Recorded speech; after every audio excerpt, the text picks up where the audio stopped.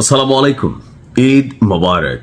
দেশে বিদেশে যে যেখান থেকে আমার ভিডিওটি দেখছেন সবাইকে পবিত্র ঈদ উল ফিতরের শুভেচ্ছা এবং ভালোবাসা রইল।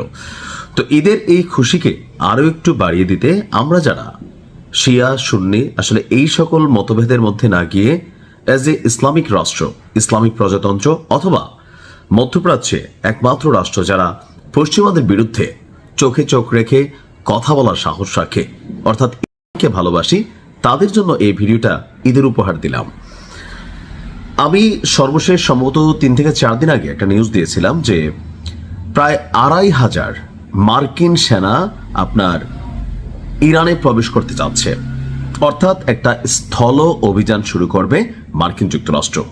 আর এই স্থল অভিযানের মূল লক্ষ্য হচ্ছে একদিকে আকাশ থেকে বিমান বাহিনী ট্যাকল দেবে, তারা ঢুকে যাবে, বেশ কিছু গুরুত্বপূর্ণ সামরিক বেসামরিক স্থাপনা অথবা নেতৃস্থানীয় যারা আছেন ভেতরের মির্জাফরদের সহযোগিতা নিয়ে তারা ঘটনা ঘটায় দিবে।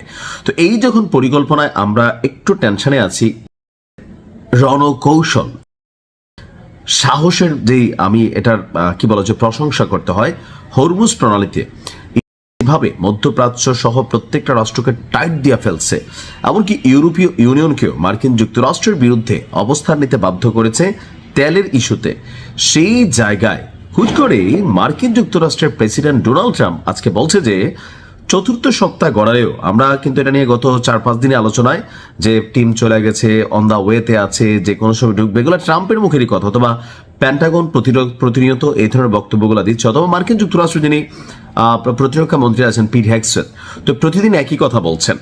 বাট এর মাঝখানে আজকে আমরা জানলাম যে ট্রাম্প বলছে চলমান যুদ্ধে আসলে স্থল সেনা পাঠানোর কোনো বর্তমানে তাদের পরিকল্পনা নেই। তাহলে মার্কেটে যে মিথ অথবা আওয়াজগুলো হইল, এই বিষয়টার দুইটা ব্যাখ্যা হইতে পারে। একটা হচ্ছে ঘটনা ঘটবে, যেমন যখন ট্রাম্প অভিযান চালানোর কথা সাথে সাথে চালায় নাই, একটা দীর্ঘ সময় পর কিন্তু অভিযানটা চালাইছিল। মাঝখানে আমরা মনে করছি যে না শেষ হয়ে যাবে, হয়তো আর হবে না, আরে ধুর এই না সে না। বাট এর পরে হুট করে যখন অভিযান চললো, হামলা চললো, তখন আমরা বুঝতে পারলাম যে আমেরিকা আসলে একটু সময় নিয়েছে, হয়তো একটা মাস্টার প্ল্যান ছিল, সেটাকে বাস্তবায়নের জন্য তারা সময় নিয়েছে, বাট তারা কিন্তু অভিযান চালাইছে। তো এই স্থল অভিযান যেটা, সেটা হতেও পারে আবার নাও হতে পারে। সরাসরি সেনা মোতায়েনের সম্ভাবনা নাকচ করলেও ট্রাম্প বলছে যদি তার এমন কোনো পরিকল্পনা থাকতো তবে তিনি নাকি আগে ভাগে তা প্রকাশ করতেন না। এটাও আমার কাছে অনেকটা রহস্যজনক বক্তব্য মনে হচ্ছে। তো সবকিছু মিলিয়ে আমার কাছে মনে হচ্ছে যে এখানে আমেরিকা বা ওয়াশিংটন তারা হয়তো পারমাণবিক যেই উপকরণগুলো ছিল সেগুলোকে জব্দ করা অথবা লুট করা, অথবা একটা আচমকা অভিযান চালিয়ে, থাকে না যে এখানে আসলে কাদের পাঠাচ্ছে তারাই ভালো জানে, যে সিস্টেমকে হ্যাং করে দেওয়া, সরাসরি সেখানে গিয়ে পারমাণবিক কার্যক্রম রুখে দেওয়া, প্লাস মাইনাস হয়তো অনেক ধরনের এদের পরিকল্পনা ছিল। তো সেখান থেকে কেন হঠাৎ করে এরকম সুরসুর কইরা ব্যাকে চলে আসছে, এটাও একটা প্রশ্নের বিষয়।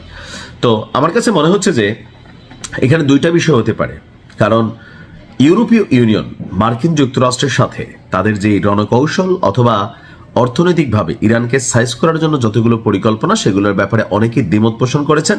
কারণ অলরেডি এই হরমুজ প্রণালী দিয়ে জাহাজ বের করতে হলে ট্যাক্স নেওয়া শুরু করছে, টোল, যেমন আমরা বিভিন্ন সেতুতে বাংলাদেশে চড়ি, টোল দিতে হয় না রাষ্ট্রকে, ওই রকমই জাস্ট একটা জাহাজ থেকে $20 লক্ষ আজকে যখন নিছে, তখনই আমার মনে হয় যে মার্কিন যুক্তরাষ্ট্রের উপর ইউরোপীয় ইউনিয়ন বা ন্যাটো অন্তর্ভুক্ত রাষ্ট্রগুলো তারা হয়তো প্রেশার শুরু করছে যে ভাই না, আমরা আসলে এগুলো দরকার নাই, আপনি আর ভেজাল বোঝাল লাগায়েন না। যাই হোক, মোট কথা হচ্ছে আমাদের জন্য ভালো সংবাদ, ভালো